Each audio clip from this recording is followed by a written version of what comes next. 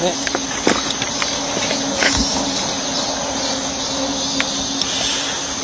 오늘 제가 어제 전당대회가 끝나고 날짜로는 이틀 지났는데 한 2달 지난 것 같습니다. 어제는 그러니까 전당대회 끝난 이후에 첫 행선지는 민생과 재난이 관련된 거제였고, 어제는 현충원 이후에 김대중, 노무현, 문재인 대통령님을 뵙고 이재명 대통령과 저녁에 5시간이 넘는 저녁 식사 대화까지 이어지는 하루 종일 우리 정청래 전 대표의 표현에 따르면 4통을 다 이렇게 뵌 그런 시간이었습니다. 오늘은 아마 통상 당대표의 신임 일정으로는 그렇게 잡히지 않았던 것 같은데, 이해찬 전 총리, 전 대표, 그 다음에 김근태 전 의장님, 전 대표 두 분을 뵙는 일정을 하기로 했습니다. 두 분 다 민주진영의 큰 어른이기도 하고, 또 제게는 굉장히 특별한 역사적인 인연이 있는 분들입니다. 우선 이해찬 총리와 관련해서 말씀을 드리자면은, 저는 자주 말씀드리지만 김대중 대통령님이 저의 정치의 스승이고 영원한 스승이고 정치적 아버지 같은 분이라면은, 이해찬 전 총리는 나에게 선거를 가르쳐준 분이고, 엄하면서 내심은 따뜻한 그런 큰 형 같은 분이었다, 이렇게 생각을 합니다.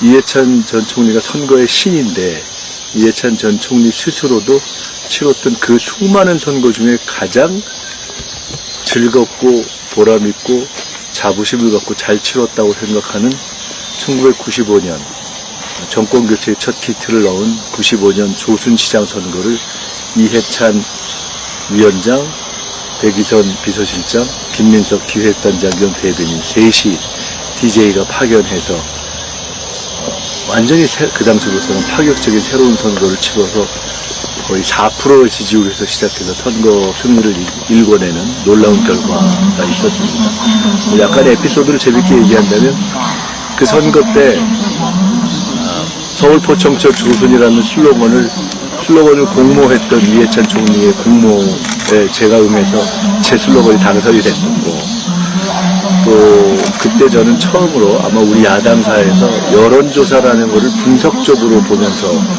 선거를 치러낸 최초의 전략가인 이해찬 총리의 선거 전략을 보면서 선거를 배웠고, 또 선거 캠프 전원을 지위고와 상관없이 다 모아놓고 토론해서 전략을 만들어가는 그것을 배웠고, 그리고 여러 가지 이 복잡한 일정 중에서 그걸 꿰뚫는 하나의 포인트를 갖고 하루하루의 일정을 잡아가야 된다는 소위 테마 중심의 선거, 이슈 중심의 선거를 배웠고, 이런 등등을 다 사실은 이해찬으로부터 저의 선거 경험은 시작됐습니다.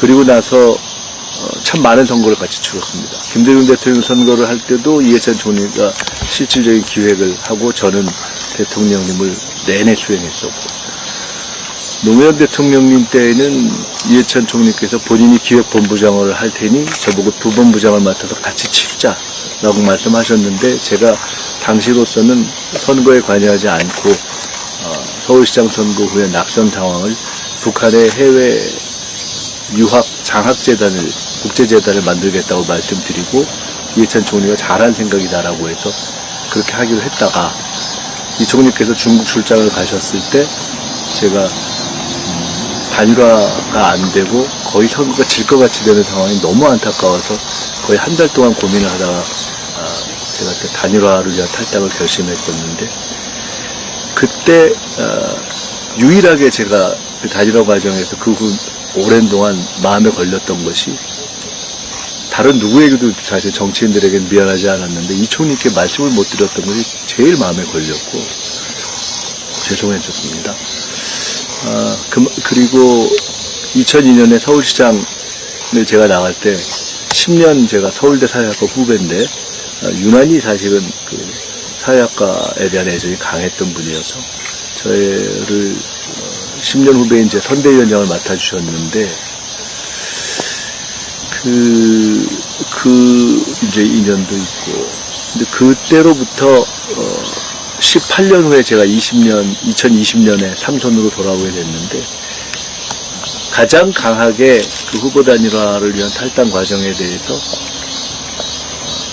질책도 하셨고 꾸짖기도 하셨는데 더 큰 것은 꾸짖기 이전에 굉장히 마음 아파하셨다는 말씀을 제가 많이 들었습니다. 그래서 사실은 그때를 생각하면 일축일 것 같고, 그런데 그것을 문재인 대통령 선거를 하면서 다시 해후한 거죠.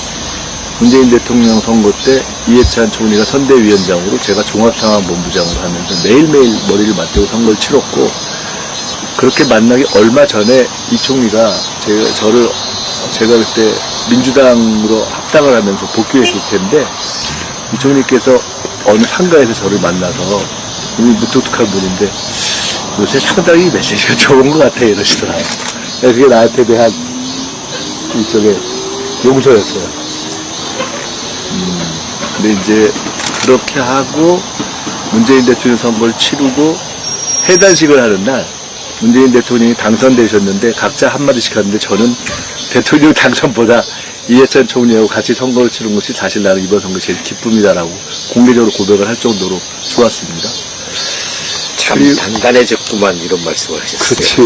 김민석 의원 참 단단해졌구만. 그 얘기를 저한테는 안 하셨는데 주변에 많이 하셨다고 제가 들었고, 이해찬 사단의 많은 분들이 그 말씀을 듣고 저에게 전해주셨습니다. 여기 뭐 이광진 위원장님도 계시고 청와대에 있었던 한상희 이런 같은 꽤 많은 분들이 그런 이 총리께서 사석에서 제게 대해서 고생하더니 좀 나아진 것 같다 하는 얘기를 해주신 거를 제가 들었습니다. 그러니까 이해찬 총리가 갖고 있는, 이해찬 총리를 저는 어떻게 기억하냐면은 외관으로 엄격한데 속으로 굉장히 따뜻한 분으로 기억합니다. 어쨌든 그렇고요. 그래서 그리고 이재명 대통령님의 선거를 이제 치른 거죠. 근데 그 선거를 우리가 총선을 치렀고, 이재명 대통령과 이해찬 총리가 공동선대위원장 그리고 상임선대위원장에서 제가 종합상황실장이어서, 사실상 대통령께서는 후보로서 대표로서 전국 유세를 다니고 본부는 이해찬과 김민석이 지켰습니다. 그리고 이해찬 총리께서 앉아 계시고 제가 실질적으로 실무를 다 총괄했습니다. 그래서 그것이 둘이 함께 치른 가장 빛나는 선거였습니다. 지금 현재의 민주당 의석을 만들어낸 선거입니다. 그때 저한테 하신 말씀이 있습니다. 그때 그리고 끝난 뒤에 나는 판단관이다. 이해찬 총리 스스로 판단관이라고 표현하셨는데 판단관이다라고 말씀하시면서 그 선거 끝난 후에 저한테 10번 이상 이제는 자네가 해, 자네들이 해 라는 말씀을 해주셨습니다. 그게 엄청나게 부담이었고, 실제로 그 이후에 대선을 할 때도 그렇게 강청을 했는데 결국 이제 안 나오셨죠. 결국 그 대선은 제가 사실상 실질적인 선거 기획과 집행을 하면서 선대위원장 겨우 치렀는데요. 어쨌든 그렇습니다.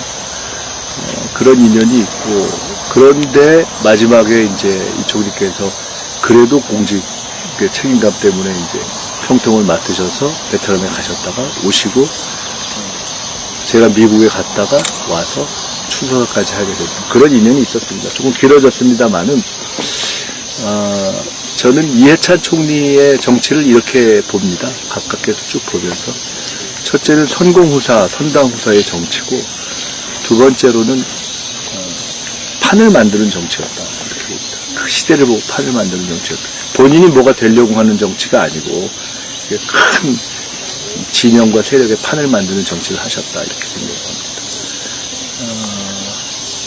그래서 그런 걸 좀 배운 것 같습니다.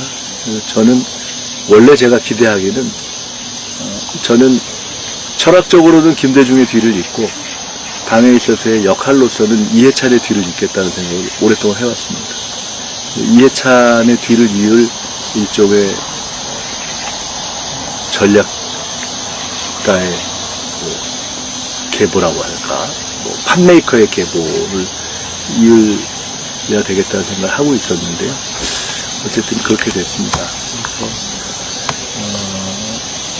오늘 이제 이렇게 온 것이 제가 좀 말씀이 길어진 이유는 저 스스로도 말씀을 하면서 오랜만에 좀 정리를 해보는 의미가 있어서 그렇습니다. 이해찬 총리가 든 분이 갖는 의미가 매우 크기 때문에 우리 당에서 김대중, 노무현, 문재인, 이재명 네 정부를 다 중심부에서 거쳤다는 것은 그분이 갖고 있는 사람에게 그야말로 사람에게도 충성하면서 당에도 충성하고 세력에게도 충성해서 그걸 성공적인 결과를 만들어낸 뛰어난 분이었고 가장 까칠한 이해찬이 가장 폭넓게 기반을 만들었다는 것이 갖는 역설이 있죠. 이해찬의 역설. 그런 어떤 존경심을 가지고 있습니다. 이해찬 총리께서 마지막에 제가 총리가 될 때도 가르침을 주셨고 심지어 총리가 돼서 총리실의 장관인 국무조정실장을 추천할 때도 제가 조언을 구했고 그렇습니다. 이 총리께서 2020년에 당대표로 계실 때 제가 삼선 복귀할 때에도 사실은 오랫동안 검찰에 의해서 정치검찰의 탄압을 받으면서 쓰여진 여러 굴레가 있었는데 그것이 다 억울한 것이다라는 것을 깐깐한 이해찬 대표가 검증하시고 제 공천의 길을 열어주셔서 어떻게 보면 정치에 돌아온 것이죠. 제게 김대중 대통령은 정치의 스승으로서의 은인이고 노무현 대통령은 정치에서 가장 큰 경험을 하고 그것을 용서해주면서 길을 열어주시는 은인이고 이해찬 총리는 그와 관련된 여러 가지 구체적인 걸림돌들을 치워주신 은인이고 이재명 대통령은 그런 저에게 새로운 일의 기회를 주시는 은인이다. 저는 이렇게 생각을 합니다. 오늘 그런 의미에서 그래서 아마 지난 이해찬 총리가 돌아가셨을 때 저는 개인적으로 이분의 평소 성정이 까칠하고 저도 되게 서로 담담한 사이여서 전혀 눈물이 안 날 거라고 생각했어요. 근데 너무 많이 울었어요. 매일매일. 그렇습니다. 오늘 제가 오늘 이렇게 말씀을 좀 드린 것은 저도 한번 저의 추억을 정리하고 언젠가 선배 이해찬에 대한 헌사를 한번 정리해야 되겠구나라는 생각이 들어서 여러분께 이렇게 말씀을 드렸습니다. 다시 한번 감사하고요. 끝으로 대표로서 오늘 선배 이해찬 총리를 뵙고 다지는 결심에 대해서 말씀드린다면은 이해찬 총리의 지혜와 결기 그리고 선당우사의 어떤 투명성 이런 것을 기초해서 다음 총선과 연속집권에 이르는 판을 크게 짜는 판메이커의 길을 잇겠다 이렇게 말씀드립니다. 제가 민주연구원장 때 이해찬 총리를 모시고 대담을 한 적이 있습니다. 그때 제가 이렇게 여쭤봤습니다. 정치인 이해찬은 정책입니까? 정부입니까? 조직입니까? 라고 물었더니 이해찬 총리 그래도 나는 정책이지 이렇게 말씀을 하셨어요. 그러니까 정책으로 성공한 김대중 이후에 거의 최초의 정치인이라고 생각을 합니다. 그리고 큰 판을 만들어내는 역할을 하셨는데 제가 이 총리의 뒤를 이어서 이해찬 총리에게서 배운 자산과 관련된 것은 큰 판을 짜내겠다. 그리고 반드시 승리하겠다. 그리고 그때 그 대담에서 우리가 꿈꿨던 것 중에 하나가 이해찬 총리께서 계속 집권을 말씀하셨습니다. 근데 그때 제가 연속 집권이 좀 듣기가 좋은 것 같아서 저는 그렇게 얘기합니다. 그랬더니 임 총리께서 그게 듣기가 난데? 그래서 연속 집권으로 바꾸셨던 적이 있습니다. 민주당 연속 집권의 판을 오늘 짜겠다. 단순한 총선 승리가 아니라 20년, 30년 민주당의 황금 시대를 바라보면서 연속 집권의 틀을 짜겠다는 말씀을 드리고 어제 제가 홍보위원장을 김남준 위원장으로 임명한 이후에 첫 지시를 내렸습니다. 전국에 현수막 2개를 필수 개첩하라. 하나는 민주의 황금시대를 열겠습니다. 또 하나는 법치 파괴 조이대는 물러나야 합니다. 그래서 전국에 걸도록 했습니다. 2045년 해방 100년, 2055년 민주당 100년까지의 30년 우리가 어제 대통령님을 다시 뵌 자리에서도 우리가 나눴던 황금시대. 대통령님께서 어제도 그 말씀을 젠슨 황 얘기를 언급하시더라고요.